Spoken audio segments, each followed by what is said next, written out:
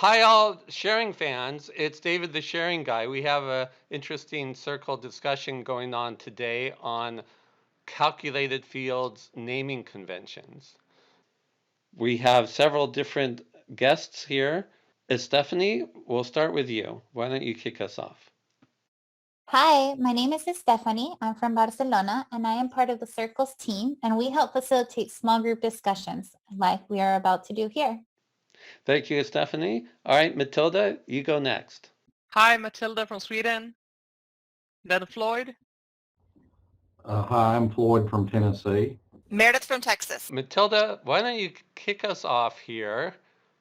Go ahead to the center and give us a little background, and then I'll show your slide. Okay, hi everyone. I'm Matilda from Sweden. I've been doing Workday for about 5-6 years. Started off in reporting with calculated fields and find it's an interesting area, even though a lot of people just find it super boring or super scary. I love it. The way I do it is I start off with ZCF for the functional side and ZCFI for the integration side.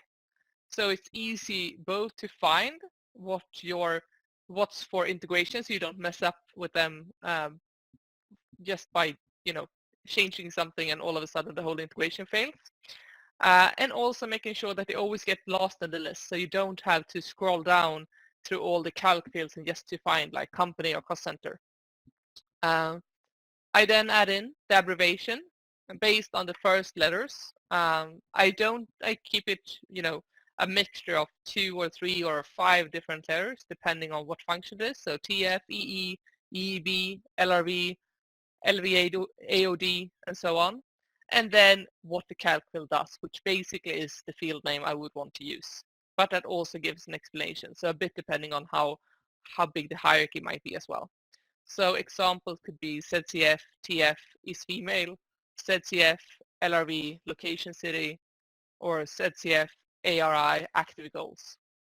So I also use the dashes because I find it easier to kind of read in the list. Okay, this is calc fields function and then what's happening. So just to make it easy on the eye.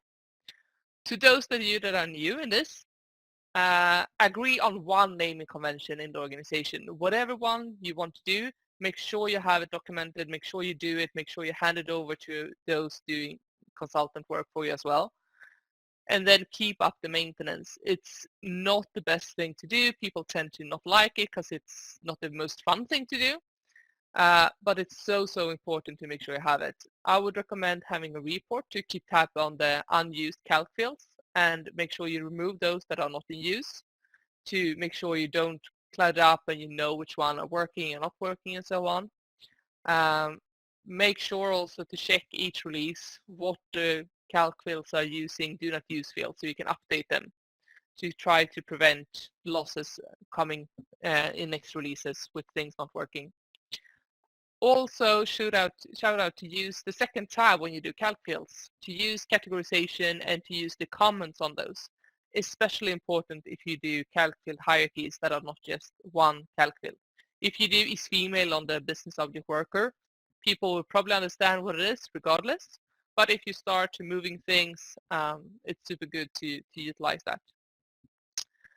My don't list is don't add the business object in the calc field name. Simply because you won't find it. So if you try to find, for example, worker on the business object worker, you can't find it if you have that in all the calc fields. So don't add that, because if you have more than, I don't know if it's a 500 limit or 5,000 limit, you can't even find the original fields afterwards without searching on Workday ID, which tend to be a bit overkill. Don't add initials to the name of the calc fields. Even if someone leaves the company, you still need to maintain those things. And in my kind of has led to a lot of duplicates if you have everyone has their own stuff instead of using things together. So less maintenance if you try to do it without. And make sure to don't start doing things with different naming conventions. Can't stress this enough. So this is my, how you can do it, tips for those that are new, and my don't list. So over to you, Floyd.